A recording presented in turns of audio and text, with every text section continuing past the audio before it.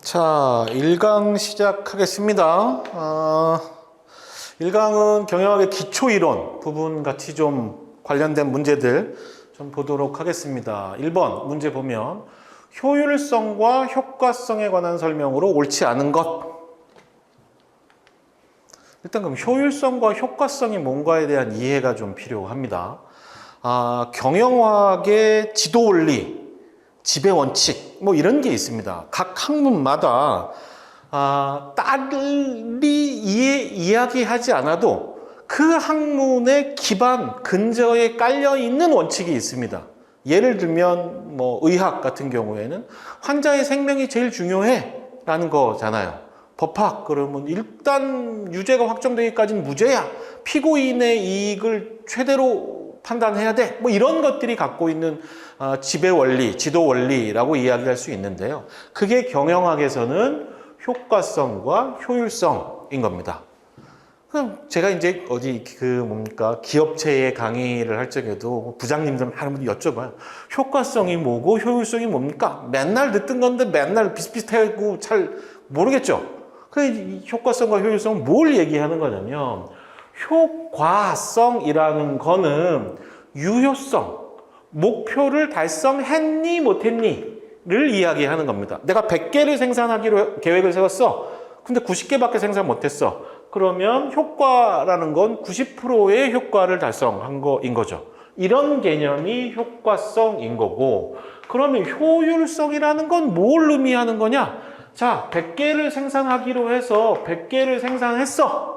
그런데 100개 생산하는데 시간이 얼마 걸렸어? 돈이 얼마 들었어? 원재료는 얼마나 썼어?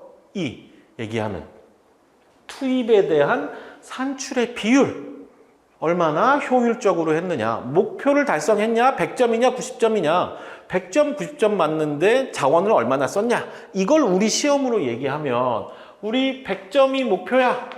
근데 90점 맞았어. 그럼 90% 달성한 거잖아요. 90점 맞는데 나는 200시간을 공부했어. 나는 400시간을 공부했어. 똑같이 90점을 맞았다면 200시간이 공부한 게 잘한 겁니까?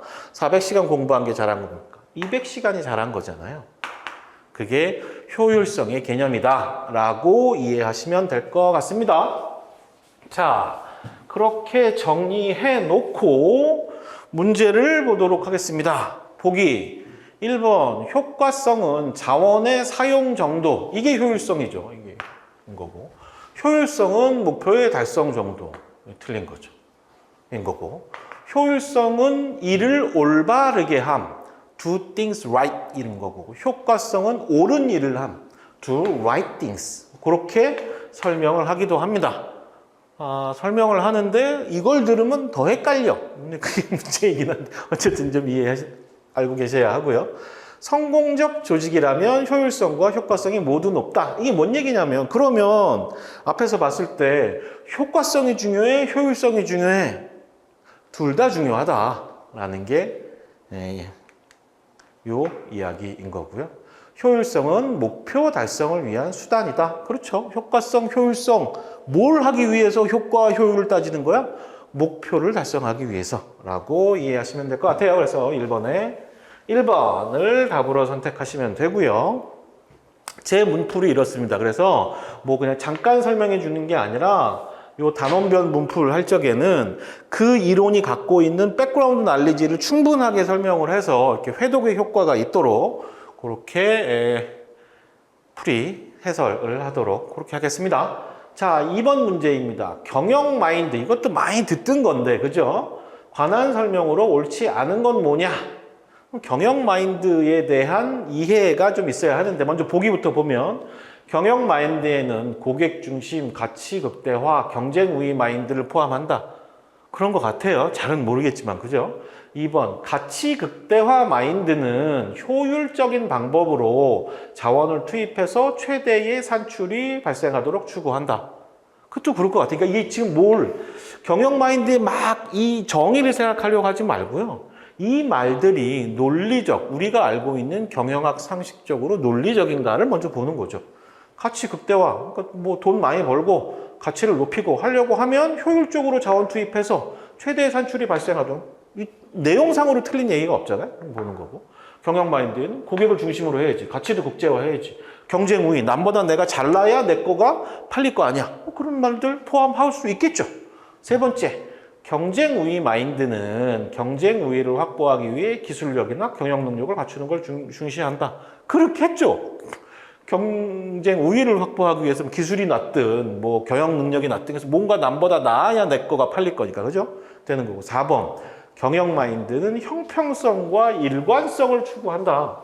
1년 보면 그럴 수도 있겠네 라고 생각하지만 실제로 보면 경영 마인드라는 거는 그 자체의 핵심 구성 요소로 직접적으로 연결되는 게 형평성, 일관성 이런 건 아니더라. 어쨌든 형평성, 일관성이라는 건 조직 운영, 인사 관리 이런 거 할 적에 중요하게 쓰이는 건 맞아요. 그렇지만 경영 마인드의 핵심이라고 하면 앞에서 봤던 효과성, 효율성 경영 마인드라는 게 조금 더 근본적이고 근본적인 사고방식, 지향점 이런 걸 의미하는 거니까 그렇게 보아야 하겠다.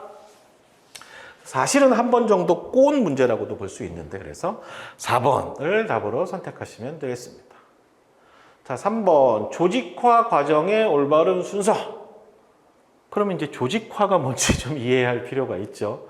우리 페이올이 관리과정론에서 이 관리를 잘 하려면 관리적 활동을 잘 관리해야 되는데 그 관리적 활동이라는 게 뭐로 구성됐느냐라고 하면 계획, 조직화, 지휘, 조정, 통제의 5단계로 구성이 있다고 합니다. 그 중에서 조직화라는 건 뭘 얘기하냐면 계획을 통해서 수립된 계획들을 실천에 옮기려고 하면 자, 매출액 100억. 자, 100억을 달성하려면 뭘 생산해야 돼. 그리고 팔아야 돼. 그러면 생산할 때는 누구가 어떤 자원을 가지고 생산을 하고 판매는 누구가 어떤 자원을 가지고 어떤 일을 수행을 하고 이렇게 실천에 옮기는 데 필요한 자원, 과업 이런 걸 할당하는 거 자원과 사람을 매칭시키는 거 이런 걸 우리가 조직화라고 이야기하거든요. 그러한 조직화가 가지고 있는 몇 가지 개념을 보면 조직화란 조직이 수행할 과제를 체계적으로 나누고 앞에서 얘기했던 그 내용인 거죠. 그렇게 나누어진 일들을 구성원들에게 과업과 권한, 일과 자원을 부여해 주는 겁니다. 그래서 그리고 나서 조직원에게 의해서 수행된 과업을 조직의 목표 달성을 위해 효과적으로 결합시키는 것, 이걸 조직화라고 설명을 하고 있어요. 그래 놓고 문제로 가면 제일 먼저 우리가 해야 되는 거 보기들을 보죠. 과업들을 유사한 것끼리 그룹화, 조직 구조가 생성되면 개인과 부문의 직무를 조정, 조직의 사명과 목표를 설정, 직무를 개인에게 할당, 조직의 사명과 목표를 달성하기 위한 작업 활동들을 과업별로 세분화. 그러면 조직이라는 건 목표 달성을 위해서 있는 거니까 우리의 목표를 설정하는 게 제일 먼저 들어와야 될 문제가 되는 거죠. 그러고 나면 그 다음에 뭘 합니까? 사명과 목표를 달성하기 위한 일들, 어떤 일들을 해야지 매출액 100억을 하기 위해서는 어떤 일들이 필요하지를 정리를 하는 거고 그게 되면 개인과 부문의 직무를 조정하고 과업을 유사한 것끼리 그룹화한 후에 그 일들을 개인에게 할당해 주는 순서로 흘러가게 된다라고 보시면 될 것 같아요. 그래서 미음이란다. 디귿으로 출발하는 아이를 찾는 거고 어쨌든 맨 마지막에 직무 개인에게 할당하는 거니까 리을 뭐 이렇게 앞과 뒤만 정확하게 알아도 과정을 몰라도 이거는 뭐 객관식의 스킬인 거죠. 다 전체 순서를 다 모르겠으면 뭘로 시작해서 뭘로 끝나는지 그 다음 명확하게 아는 거 중심으로 쫓아나가도 문제는 풀 수 있겠습니다. 그런 것들이 조직화의 과정이다. 목표를 설정하고 그 목표에 필요한 일들을 정리하고 그 일들의 부문, 그룹핑을 하고 그거를 개인에게 할당하고 뭐 이런 순서로 진행이 된다라고 보시면 될 것 같아요. 4번 아까 봤던 계획하고 똑같은 얘기입니다. 계획화의 단점이 아닌 거. 계획은 조직의 미래를 미리 예측하고 그거에 관련된 자원과 활동을 효율적으로 배분하는 거라고 이야기했잖아요. 그런 계획을 왜 하느냐라고 보면 경영 환경이 계속 변화해. 그러니까 그 환경 변화에 대응하기 위해서는 계획이 필요할 수밖에 없는 거죠. 그렇게 변화하는 것에 대한 방향성을 제시하고 변화에 대한 영향을 최소화하고 또 목표를 세워놓으면 산출이 났을 때 우리 아까 효과성 얘기할 때 90개가 산출이 됐으면 90개 다 생산했으면 잘한 거야 못한 거야? 기준이 있어야 될 거잖아요. 그 기준이 우리 계획인 100개였잖아요. 경영 통제의 기준을 설정해 주는 거고 낭비, 중복 이런 거 계획하면 없앨 수 있으니까 줄일 수 있으니까 뭐 그런 것들이 계획의 수립 필요성이고 그렇게 계획을 하면 뭐가 되느냐? 구성원들에게 가이드라인, 행동의 기준인 거죠. 우리 목표가 100개 할까? 100개 몇 개 있어? 조금 더 해야 되겠네. 이 기준이 된다는 거죠. 그래서 실수, 비용, 노력 뭐 이런 것들을 줄일 수가 있는 거고요. 계획에 의해서 우리 조직화하는 과정을 통해 역할을 정해서 일을 분배했잖아요. 그러니까 권한과 책임이 명확하죠. 수평적, 수직적 협업하기가 용이한 거죠. 서로 권한과 책임이 명확하게 나눠져 있으니까. 그다음에 계획 수립 시에 환경 변화도 예측하고 있는 거죠. 그래서 그것까지도 계획할 수도 있는 거고 또 실행 중, 실행 후에 계획 대비 실적 아까 90개, 100개 뭐 이렇게 점검해서 계획이나 수정의 평가가 용이한 장점들이 있습니다. 그랬을 때 그런 장점 중에 하나가 미래지향적 사고인 건데 그게 단점일 수는 없잖아요. 이렇게 찾아가시면 되고 계획화의 단점은 어쨌든 계획 세우려고 하면 시간도 들고 돈도 들어요. 시간이 든다는 건 결과적으로 돈이 든다는 거. 시간과 돈이나 똑같은 자원이기 때문에 계획 작업을 하려고 하면 시간과 돈이 들 수밖에 없고 계획이라는 게 딱 짜여져 있으면 계획 안에서 움직여야 되잖아요. 그러니까 거꾸로 경직성을 유발할 수도 있죠. 그리고 동태적 환경에서 한계의 의사결정이 지향. 말이 복잡한데 어쨌든 환경이 막 바뀌잖아요. 바뀌면 바뀐 환경에 대응해야 되는데 계획이 짜져 있어. 그럼 계획대로 하고 바뀐 환경에 적응하지 못하는 거잖아요. 그럼 의사결정이 지연될 수밖에 없는 거잖아요. 그런 단점은 있다. 그렇지만 미래지향적 사고라는 건 장점으로 봐야 하겠다. 이렇게 보시면 될 것 같습니다. 자, 5번입니다. 경영관리 과정상 통제의 목적에 해당하는 걸 모두 골라라. 보기가 기회의 발견, 비용 감소, 생산성 향상, 오류와 실수의 반견, 환경의 변화, 불확실성의 대처 이렇게 있는데 통제란 건 뭐냐? 라고 이야기하면 지금 이 테마들이 다 관리의 순환에서 나오는 제가 OT 강의 때 말씀드렸던 관리의 순환에서 나오는 개념들이라고 보시면 돼요. 이게 관리의 순환이라는 걸 잠깐 말씀드리면 우리가 제일 많이 아는 계획을 세우고 계획을 실행합니다. 그 실행한 결과치가 나왔을 거잖아요. 그걸 계획과 비교해봐서 목표가 높았네 아니면 사람이 열심히 안 했네 이렇게 판단을 하게 되는 걸 C, 계획과 실행과 통제 뭐 이건 3단계로 본 거고 이걸 4단, PDCA의 4단계로 보는 사람도 있고 우리 앞에 봤던 어디가 있습니까? 어디가 있나? 네, 여기 페이월 선생님은 이렇게 5단계로 본 거고 이게 3단계로 보던 PDCA의 4단계로 보던 이건 5단계로 보던 관리의 순환이 가장 중요한 점 이게 지속적으로 반복 순환된다는 점이 중요한 점이거든요. 그 내용들이 경영학의 요체이기 때문에 각 단계가 뭘 의미하는지를 계속 시험 문제에 나오는 거다라고 이해하시면 될 것 같고요. 그래 놓고서 지금 우리가 보는 거 경영 통제 이런 과정인 거죠. 여기는 책이라고 보고 자 통제란 도대체 뭐냐? 경영 활동의 결과가 계획대로 진행되었는지를 조사하고 검토하는 거 그게 바로 통제다. 그리고 그 검토한 내용은 다시 계획에 반영시킨다. 이 경영의 순환, 관리의 순환이라는 얘기인 거고 통제는 목표의 설정, 계획의 실천, 결과의 측정, 수정과 개선 이어지는 경영관리 순환의 마지막 단계이긴 하지만 동시에 모든 경영관리 과정에 계획의 과정, 실행의 과정에도 통제라는 것은 다 포함된 개념이라고 이해하여야 한다라는 게 경영통제인 거고요. 경영통제를 도대체 왜 하냐? 아까도 얘기했듯이 계획하는 시점에도 경영 환경의 변화를 예상하고 있었지만 실행하고 있는 과정에서도 경영 환경은 계속 변하고 있어요.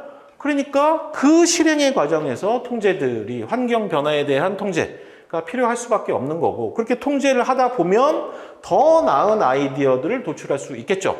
아, 요번에 이렇게 하니까 잘 안 되네. 다음번엔 저렇게 한번 해봐야 되겠네. 하는 거. 또 계획대로 각 조직원이 실행하고 있는지 감독 평가 기준 100개라는 통제의 목표가 없으면 얘들이 잘하고 있는지 열심히 하고 있는지 못했는지 판단이 안 되잖아요. 통제의 기준이 돼서 계획 대비 실행 정도 파악할 수 있는 거고, 그다음에 실수를 줄이기 위해서도 통제가 필요한 거고, 뭐 이런 것들이 경영 통제의 필요성이라고 이야기할 수 있겠죠. 그래 놓고 보면 계획하고 계획 대비 안 됐는데 우리 실수의 원인이 뭔지 오류의 원인이 뭔지 판단을 하면 기회를 발견할 수 있겠죠. 경영상의 새로운 기회들을 모색할 수 있을 겁니다. 또 그렇게 통제를 통해서 비용도 줄여낼 수 있고 생산성도 향상시킬 수 있겠죠. 그 다음에 오류와 실수도 발견할 수 있겠죠. 그리고 변화하는 환경에 대처할 수도 있겠죠. 다 맞네요. 그러고 보니까 답은 4번을 선택하시면 되겠다라고 보시고요. 자, 6번 문제입니다. 기업을 둘러싼 환경에 관한 설명으로 옳지 않은 거. 경제적 환경이 간접 환경이 어쩌고 저쩌고. 관리는 이렇게 순환하는데 그 관리하는 거의 요체는 뭐냐? 변화하는 환경에 적응하는 거다. 대응하는 거다. 그럼 도대체 그럼 환경을 뭘 환경이라고 부르는 거냐? 이 얘기가 요거입니다. 경영 환경인 거고요. 경영 환경은 일단 크게 외부 환경하고 내부 환경, 우리 조직 바깥에 있는 환경하고 우리 조직 내부에 있는 환경 두 개로 크게 나눌 수가 있습니다. 외부 환경은 다시 일반 환경과 과업 환경으로 나눌 수 있는데, 일반 환경이라는 건 뭐냐면 모든 다른 회사들도 공통적으로 영향을 받는 환경, 그걸 우리가 일반 환경이라고 이야기합니다. 예를 들면 경제 상황, 인구 통계학적 환경, 정치적 환경, 기술의 발전, 사회 문화. AI가 들어오는데 우리 산업에만 AI가 관련이 없습니까? 학령 인구, 우리나라 인구가 줄어들고 있는데 그게 우리 회사만 해당하는 거예요? 아니잖아요. 모두가 다 해당하는 거잖아요. 그런 걸 우리가 일반 환경이라고 이야기를 하고요. 두 번째인 과업 환경은 뭐냐? 우리 회사의 업무와 직접적으로 관련되는 환경 요인. 그걸 특별히 우리가 과업 환경이라고 이야기합니다. 고객, 주주, 노조, 우리하고 경쟁하는 기업, 정부와 관련된, 우리와 관련된 법, 뭐 이런 거, 지역사회, 암약단체 이런 게 다 우리 일과 직접적인 관련이 있는 과업 환경이라고 볼 수가 있는 거고요. 어쨌든 얘는 우리 조직 바깥쪽의 이야기인 거고, 그 다음에 우리 조직 내부의 문제인 내부 환경이 있는 거죠. 기업의 구조, 기업의 문화, 기업 내부의 자원, 일정 문적 자원 이런 것들이 내부 환경으로 들어가는 것들인데, 그래 놓고서 문제를 보겠습니다. 자, 1번 경제적 환경의 구체적 내용으로 정치, 경제 체제, 경제 상황, 국가 경제 규모 등등등이 있다. 맞는 얘기인 거죠. 3번 먼저 볼게요. 기업의 노동력을 공급하는 기업도 기업의 환경 요인 중 중요 하나이다. 당연하죠. 기업의 경쟁자나 부품 공급자는 직접 환경, 과업 환경이라고 하는, 이게 경영학의 용어가 무슨 나라에서 법으로 이 용어는 이거라고 딱 박아놓은 건 아니에요. 이거 다 번역하는 거잖아요. 그러다 보니까 이 교수님들마다 이렇게 조금 이렇게 자기들이 선호하는 용어들이 있어요. 그렇다고 뜬금없는 걸 갖다 쓰진 않지만, 그래서 비슷비슷한 말이 좀 다르게 쓰여지는 경우들이 꽤 많이 있습니다. 조직 행동론으로 이야기하기도 하고, 조직 행위론이라고 하기도 하고, 비헤이비어를 어떻게 해석하느냐에 따른 차이, 그런 차이들 때문에 이 통용되는 공용으로 쓰이는 용어들이 있으니 그런 거 좀 이해하셔야 되는데, 직접 환경, 과업 환경, 그러면 일반 환경은 간접 환경, 그렇게 이해하셔도 되는데, 어쨌든 그런 요인이다. 맞는 얘기인 거죠. 2번 기업의 간접 환경, 일반 환경에는 고객, 노조, 주주 등이 있다. 어디가 있죠? 아니죠. 찾아내시면 될 것 같습니다. 그리고 그다음에 7번 문제. 7번 문제는 6번 문제와 거의 유사한 문제인 겁니다. 기업의 외부 환경을 일반 환경과 과업 환경으로 구분할 때 과업 환경에 해당하는 건 뭐냐? 과업 환경, 일반 환경, 이게 간접 환경, 직접 환경 이렇게도 이야기한다. 앞 문제에서 봤던 내용인 거죠. 그래놓고서 보면 1번 경제적 환경, 2번 정치 법적 환경, 4번 사회문화적 환경, 3번 경제적 경쟁자 환경. 그러면 과업 환경은 경쟁자인 걸 우리가 앞에서 봤잖아요. 이렇게 보시면 될 것 같아요. 7번에 3번을 답으로 선택하시면 되겠습니다. 자, 8번입니다. 테일러의 과학적 관리법에 관한 설명으로 옳지 않은 거. 이제 이 경영학의 발전 과정에 관련된 문제이고요. 이 문제, 그러니까 여기서 뭐 테일러, 포드서부터 나오는 이 경제학의 발전의 흐름, 경영학의 발전 과정은 시험에 무조건 한 문제는 나옵니다. 그래서 이쪽 플로우는 다 이해를 하고 계셔야 되는 거고요. 일단 크게 보면 고전적 경영이론, 과학적 관리 이론을 베이스로 한, 여기가 이제 포드와 테일러 선생님의 이야기들 하고 있는 거고요. 그다음에 이제 행동적, 고전적 경영 이론은 일 열심히 사람을 기계처럼 막 다루는 거예요. 막 그래 다뤘더니 사람이 막 피폐화되고 막 우리 그 찰리 채플린의 이렇게 왜 옛날에 흑백 영화 보면 톱니바퀴 이런 데에서 막 찰리 채플린이 막 낑겨서 막 여기저기로 뛰어다니고 막 그랬던 그 시기입니다. 이 시기가. 그렇게 사람을 다루니까 아, 거꾸로 사람이 더 중요한 거 아니냐? 환경이 너무 사람을 기계처럼 다루면은 오히려 능률이 떨어져. 그러니까 사람을 중심으로 봐야 돼. 라는 이론들이 제기가 되었어요. 이후에 다시 설명하겠지만 그런 게 이제 인간관계론이고요. 여기는 일 중심, 사람 중심 두 개 있으니까 두 개를 합쳐봅시다. 라고 하는 근대적 경영이론들이 나오게 되는 거고, 그리고 그걸 통합하는 통합적 경영이론들로 발전을 하게 됩니다. 이런 순서대로 발전을 하게 되는데요.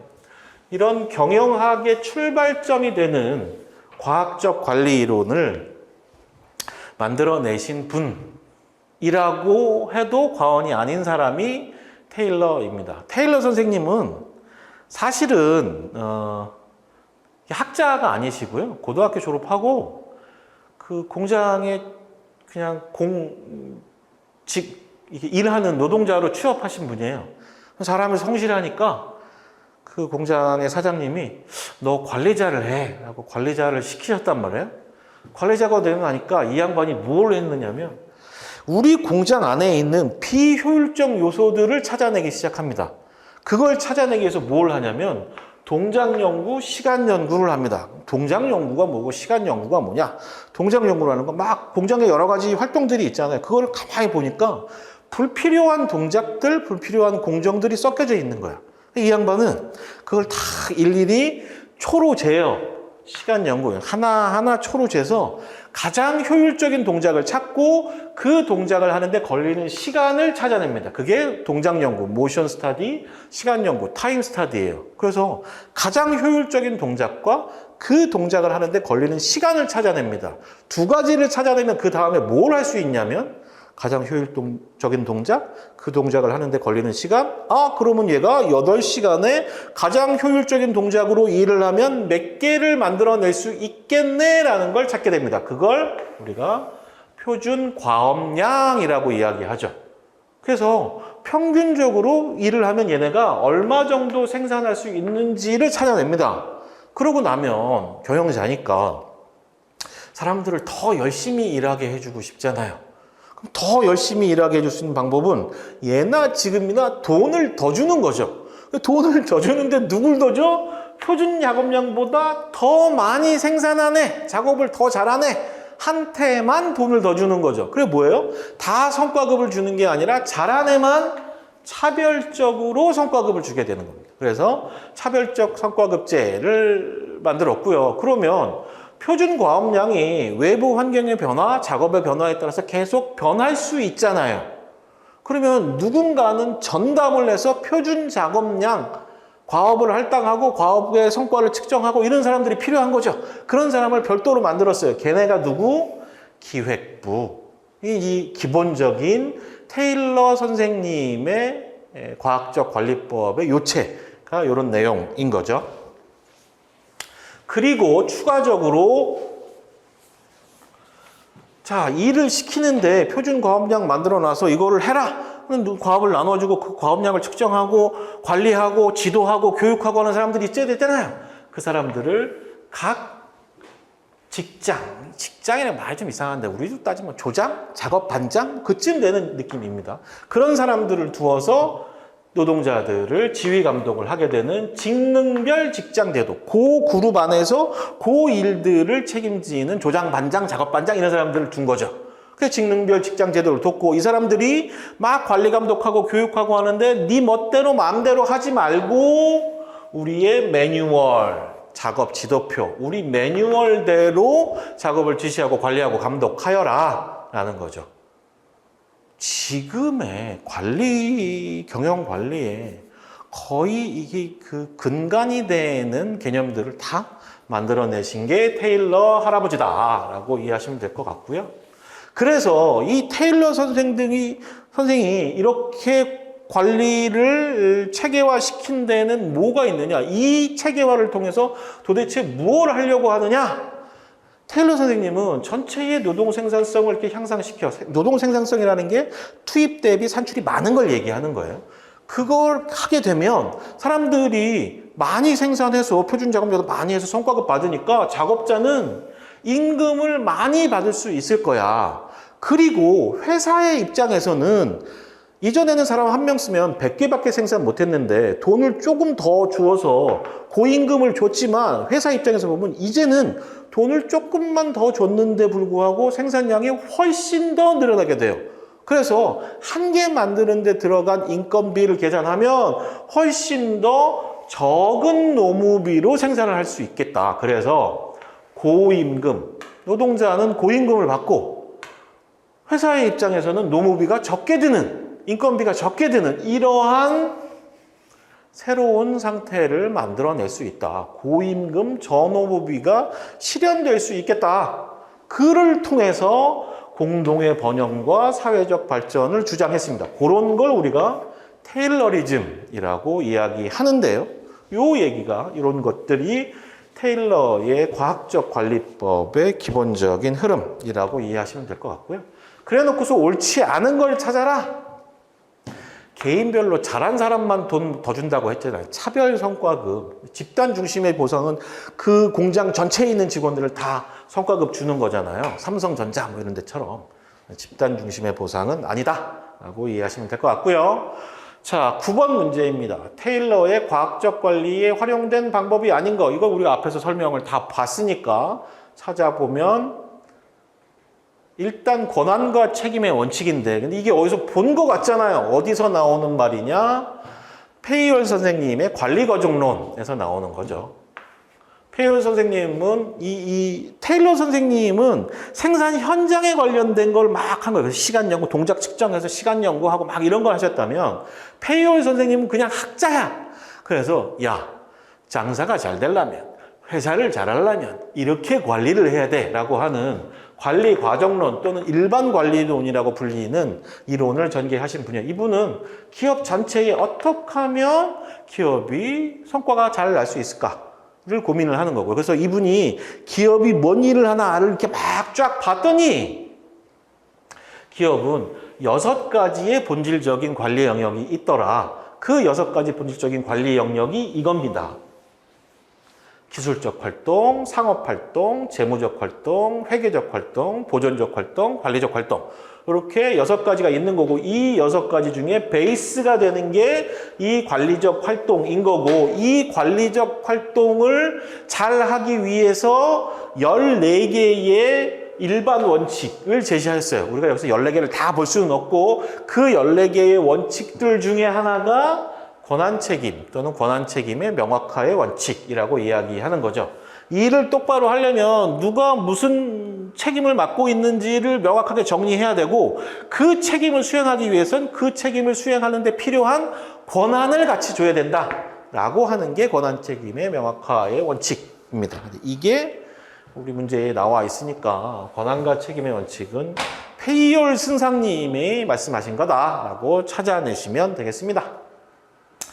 자, 10번입니다. 테일러의 과학적 관리법과 포드의 이동 컨베이어 시스템하는 설명으로 적절하지 않은 거 문제가 나왔는데요. 그러면 포드의 과학적 관리법, 테일러 선생님, 포드 선생님이 이 당시에 미국의 과학적 관리법을 세팅시킨 양대 산맥이다 라고 이해하시면 될 것 같고, 양대 산맥이니까 두 개를 비교하는 문제가 맨날 나와요. 이 문제도 그런 문제 중에 하나인 거고요. 포드의 시스템을 보면 이분은 컨베이어 벨트 시스템이라는 걸 도입하신 분인 거죠. 그럼 컨베이어 벨트 시스템을 이게 이분이 만든 건 아니고 다른 회사 공장을 견학할 기회가 있었는데 가보니까 컨베이어 벨트가 쭉쭉쭉쭉 돌아가는 거야. 저거대로 하니까 와, 일이 굉장히 빨라지는 것 같아. 그럼 자동차를 만들 때도 이런 방법을 써야 되겠다라고 생각을 하는 거죠. 그래서 와갖고 그걸 해보려고 하니까 지금 당장 포드의 상황에서는 안 되는 거죠. 그래서 일들을 표준화시키고 단순화시키고 전문화시킵니다. 일을 빨리 요 컨베이어 벨트 지나가는 요 시간 동안 해결해야 되니까 일을 단순하게 잘라야 되잖아요. 그리고 그 일이 표준화시켜야 되는 거죠. 그리고 그 일만 막 진행하는 전문화, 이 세 가지가 돼야 되는 겁니다. 근데 그걸 영어로 봤더니 스탠다디제이션, 심플리피케이션, 스페셜라이제이션, 딱 S로 시작하네. 그래서 그걸 우리가 3S 운동이라고 이야기하고요. 이게 컨베이어 벨트가 쭉 지나가니까 컨베이어 벨트는 줄줄줄줄 흘러가는 스피드가 처음부터 끝까지 저기까지잖아요. 그러니까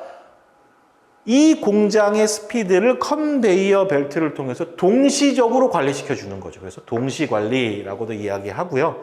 이 포드 선생님이 주장하신 게 뭐냐? 자, 이렇게 해서 생산성을 높여서 원가를 절감하면 노동자에게는 고임금을 줄 수 있고, 고객한테, 소비자들한테는 저가격으로 좋은 제품을 제공할 수 있는 거 아니냐. 기업이라는 건 노동자한테 임금 많이 주고 소비자한테 값싸고 질 좋은 제품을 주는 거다. 그렇게 기업은 어디가 있습니까? 봉사하는 게 기업이다. 봉사주의, 포디즘이라고 이야기합니다. 이런 게 기업이다라는 경영 철학을 가지고 계셨던 분들입니다. 우리가 이렇게 과학적 관리법을 이야기할 때 다 사람을 찰리 채플린이 영화에서 찍어낸 것처럼 기계화시킨 것 같지만 이 경영 방식들을 만들어내신 테일러와 포드 둘 다 어떻게 하면 사회적으로 성과를 만들어서 그걸 노동자와 기업이 공유할 수 있을 거냐라는 철학을 가지고 출발을 했죠. 그게 최근에 들면서 지난 50년, 100년 그 기간 동안 월스트리트 중심의 금융자본주의가 경영에 대한 평가, 측정, 투자 이런 걸 하면서 돈 하는 걸로 지금 우리가 다 이해하고 있지만 경영학의 출발은 이랬었다라는 이야기를 좀 할 수 있겠고요. 그래서 테일러 시스템과 포드 시스템의 차이점을 이야기하면 얘는 개개인의 성과를 측정해서 차별 성과급 주는 거잖아요. 작업자, 개인 능률 중심이라면 컨베이어 벨트 한 방에 돌아가는 걸 중심이니까 여기는 공장 전체의 작업을 중심으로 하고 있다.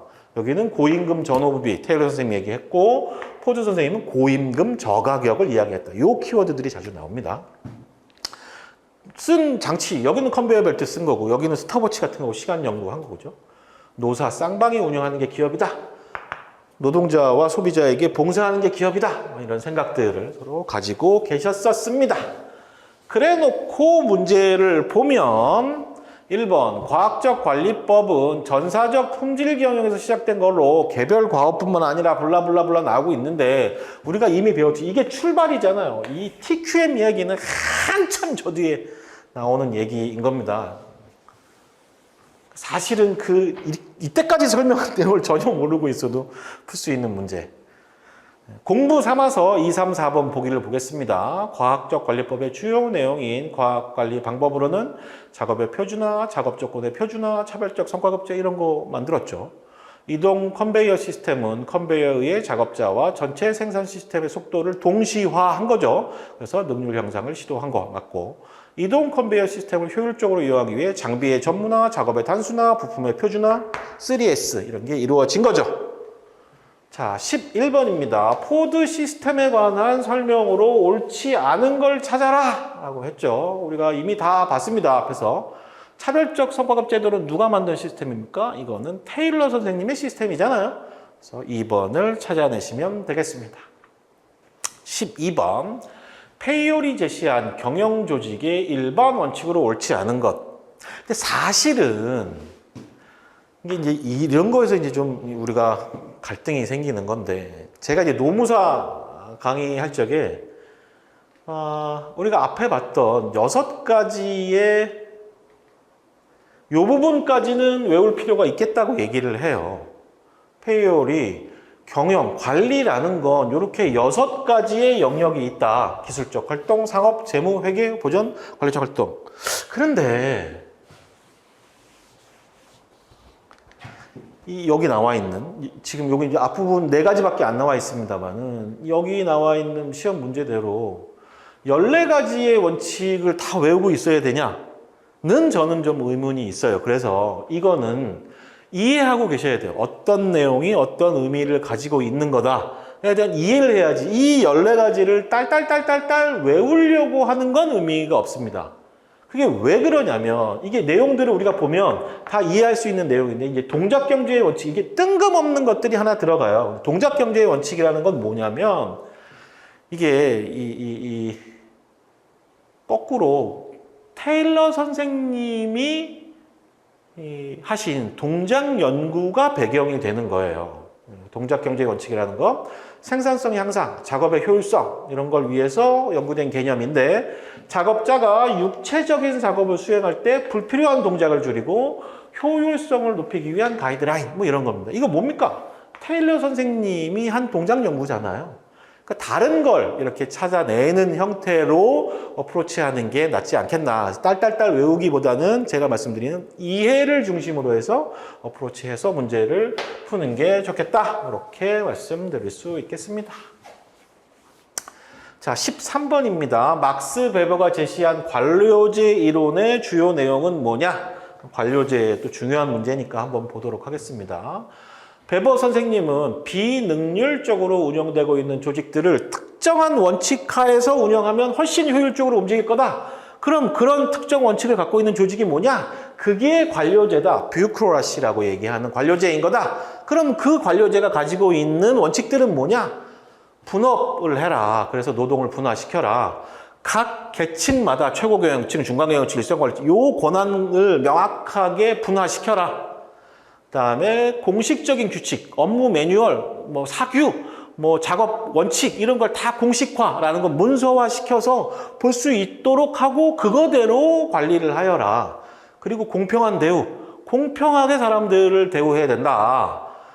규칙과 절차가 적용될 땐 공평하게 적용된다. 사장은 느껴도 되고, 아니지, 사장은 느껴도 되나?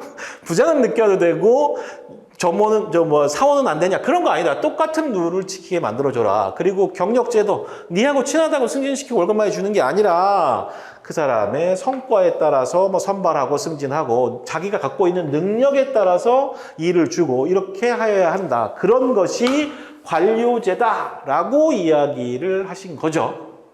그랬을 때 뭐 다른 보기들은 다 맞는데, 상황적합적 관리, 이것도 딸딸딸 뭐 외우다 하더라도 상황적합이라는 건 뭐냐면, 경영학에서 상황 이론 또는 상황 논리라는 건 뭐냐면, 야, 모든 기업에 일괄적으로 다 통하는 이게 이 유일 만능의 솔루션 이런 거라는 건 없어 라고 생각하는 겁니다. 이런 작은 기업은 작은 기업에 맞는 방법이 있고, 대기업은 대기업에 맞는 방법이 있어. 그러니까 중요한 건 현재 상황에서 어떠한 것이 유효한 방법인가를 찾는 거지, 무슨 뭐 만능 뭐 완샷에 뭐가 다 해결되고 이러는 건 없다라고 생각하는 게 상황적합적 관리인데, 이분은 특정한 룰을 이렇게, 어디가 있습니까? 특정한 룰을 만들어 놓고 있잖아요, 관료제. 이 룰에 의해서, 공식적 규칙에 의해서 다 계층의 룰을 가지고 움직이니까 여기서는 상황적합적인 관리를 이야기하기는 좀 어렵겠다라고 해서 13번에 3번을 답으로 찾으셔야 합니다. 자, 14번입니다. 경영이론의 주창자와 그 내용이 옳지 않은 거. 이건 우리가 이때까지 다 봤던 내용이잖아요. 테일러는 차별적 성과급제, 메이오는 비관. 메이오와 인간관계론은 아직 안 봤군요. 페이올의 권한 책임, 포드의 고임금, 고가격. 벌써 고가격이 틀렸네요. 그죠? 저가격을 이야기하고 있는 거니까요. 찾아내시면 되고요. 15번입니다. 호손 연구에 관한 설명으로 옳지 않은 거. 호손 연구가 인간관계론의 시작이라고 볼 수 있는데, 이건 왜 맨 처음 어떻게 되냐면, 이게 호손, 시카고 호손 공장에서 이루어졌던 실험인데, 원래 이 실험은 뭐 하는 거냐면, 조명에 따라서 작업 능률이 얼마나 달라지는가를 측정하러, 이걸 이제 이 AT&T에서 하버드 대학교에다 의뢰를 한 거예요. 그러니까 하버드 대학교에서 교수님이랑 젊은 연구원들이 막 왔다 갔다 하면서 이 조명과 작업 능률과의 관계를 막 연구한 거야. 근데 해보니까 조명에 따른 작업 능률의 차이가 없어. 왜 차이가 없지? 그리고 물어보는 거죠. 왜 차이가 없어요?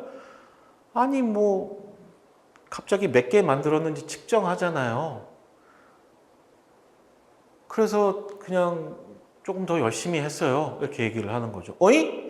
조명이 중요한 게 아니라 나에 대해서 누가 관심을 가지고 있나 안 가지고 있나 이런 게 훨씬 더 중요하네 라는 사실들을 알게 되는 거죠. 그리고 이제 그 다음번에 와 뭔가 이상하다 또 실험을 했어요 하면서 되게 잘하는 애들을 모아놓고 실험을 딱 했는데 갑자기 생산 능률이 뚝 떨어지는 거예요. 그래서 그 사람 불러갖고 물어봤어. 아니 당신 평상시에 10개쯤 만들었는데 오늘 왜 7개밖에 안 만들어요? 못 만들었어요? 물어봤더니 아이 저 혼자 많이 이렇게 생산을 해내면 주변에 있는 사람들한테 미안하잖아요. 주변 사람들과의 비공식 조직이 있고 이 비공식의 룰이 공식적인 룰보다도 훨씬 더 중요하게 여겨지는구나. 뭐 이런 것들을 찾아낸 게 이 인간관계론 호손 연구의 출발이라고 볼 수가 있습니다. 그래서 그걸 중심으로 이렇게 보면 보기를 보도록 할게요. 1번 인간의 조직에서 중요한 요소의 하나. 인간이 조직에서 중요한 요소다. 알게 되었죠. 개인과 집단의 사회적, 심리적 요소가 조직 성과에 영향을 미친다. 이거 알게 됐죠.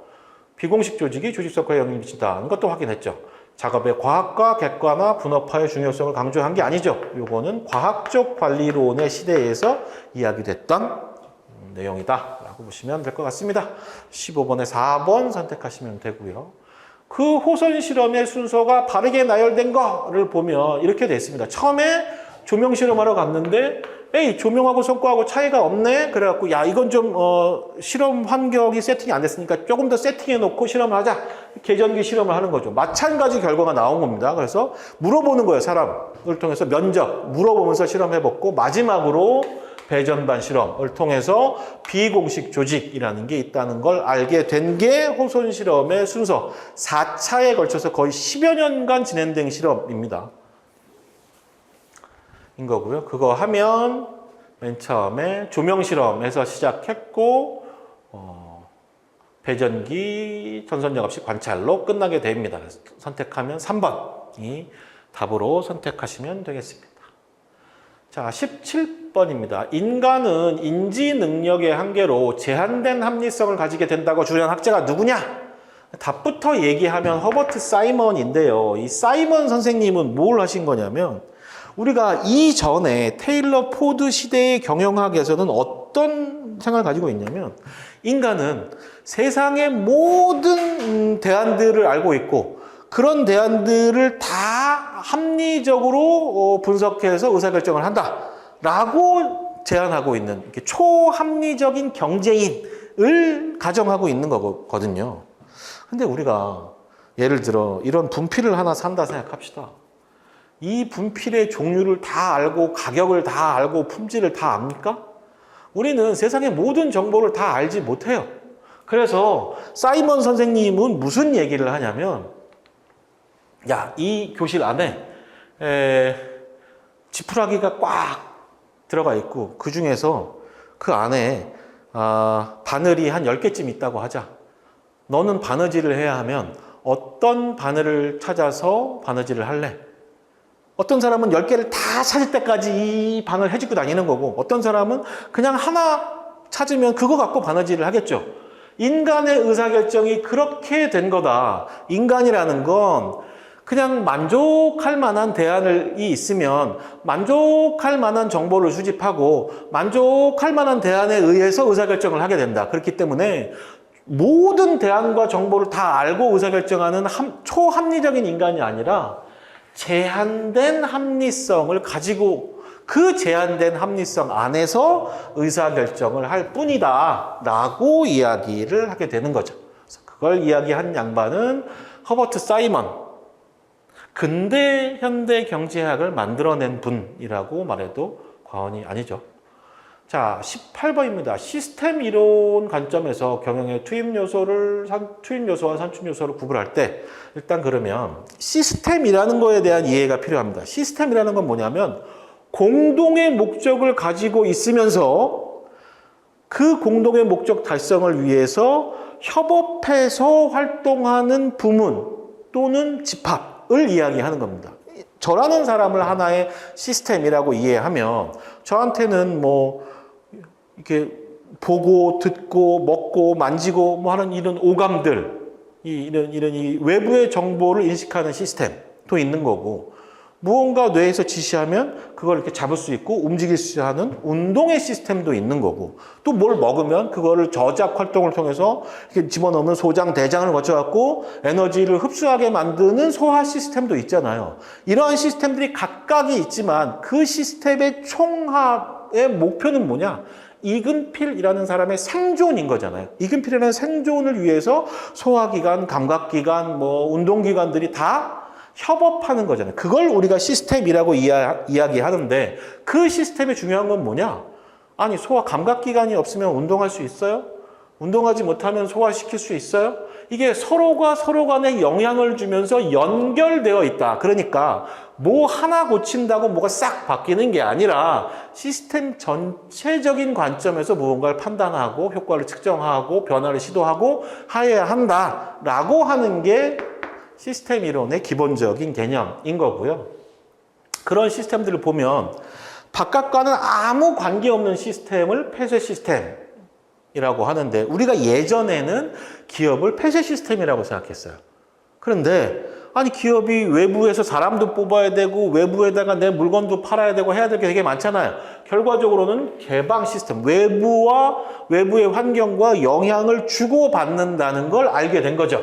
그래서 이러한 개방 시스템인 기업이 외부 환경이 어떻게 잘 적응하고 조화롭게 움직일 거냐, 그런 거 공부하려고, 판단하려고 하니까 외부 환경, 우리가 앞에서 문제에서 풀었던 그런 것들이 중요하게 된 거라고 이해하시면 될 것 같고요. 그랬을 때 투입되는 거 뭐야? 사람, 물질, 돈, 정보, 이런 것들이 투입되는 거고, 그래서 나오게 되는 거, 기업에서 나오게 되는 건 뭐 제품, 상품, 종업원의 성장, 종업원의 만족, 서비스의 이익, 손해, 뭐 이런 것들이 산출되게 되는 거죠. 그래 놓고 봤을 때 투입되는 거는 노동, 전략, 자본 이런 게 투입될 거고, 산출이 되는 건 제품인 거죠.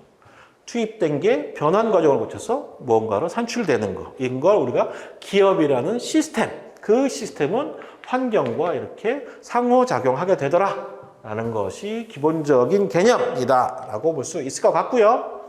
자, 19번 상황이론입니다. 상황이론은 제가 앞전에 설명드렸죠. 유일 만능의 솔루션이라는 건 없어. 그러니까 해당 조직이 처한 상황에 따라서 달라져야 하는 거야 라고 이야기하는 게 상황이론인 거고, 그 상황이론에서 주로 봐야 되는 게 내가 지금 어떤 상황에 있느냐, 그리고 그 상황에 우리 조직은 어떤 성격을 가지고 있느냐, 그리고 그 성과, 조직의 성과를 판단하는 건 어떤 변수가 있느냐, 각각의 상황에 따른 변수들을 파악하는 게 주요하게 고민해야 될 점이고요. 그 뒤에 이제 계량적 분석을 상황이론이 중시한다. 그건 아니고요. 계량적 경영을 중시하던 건 1950년 2차 세계대전이 난 후에, 그때 이 군사력을 증강시켜야 되면 막 이 잠수함도 만들고 막 비행기도 만들고 이런 것들을 어떻게 빨리 잘 만들 수 있을까? 각각의 부품들을 언제 조달하고 언제 조립하고 언제까지 전장에 보내고 막 이런 것 때문에 계량적 접근법이 발달을 하게 돼요. 그래서 1950년대에 있었던 일인 거고 상황 이론의 시기와는 좀 다른 개념이라고 보시면 될 것 같습니다. 그래서 4번을 선택하시면 되고요. 20번입니다. 경영 이론에 대한 설명으로 옳은 걸 찾아내시오. 이제까지 우리가 다 봤던 내용들인데요. 보면 테일러의 과학적 관료로에서는 고정적 차별 성과급이잖아요. 페이올은 중요한 관리 활동으로 계획, 조직화, 지휘, 조정, 통제를 제시했죠. 버나드의 학습 조직 이론에서는 인간을 제한된 함성, 버나드가 아니라 사이먼 선생님입니다. 버나드 선생님은 사이먼 선생님의 스승님이시긴 해요. 그렇긴 합니다. 호선 실험을 계기로 활발하게 전개된 인간관계로는 공식적 작업 집단이 아니라 비공식적 작업 집단의 영향을 잘 구분하시게 된 거죠. 자, 거기까지 하면 단원 1 경영학의 기본 원리와 관련된 부분에 관한 문제들을 좀 쭉 풀어봤습니다. 고생하셨고요. 다음 시간에는 경영 전략과 관련된 문제들을 풀어보도록 하겠습니다. 고생하셨습니다.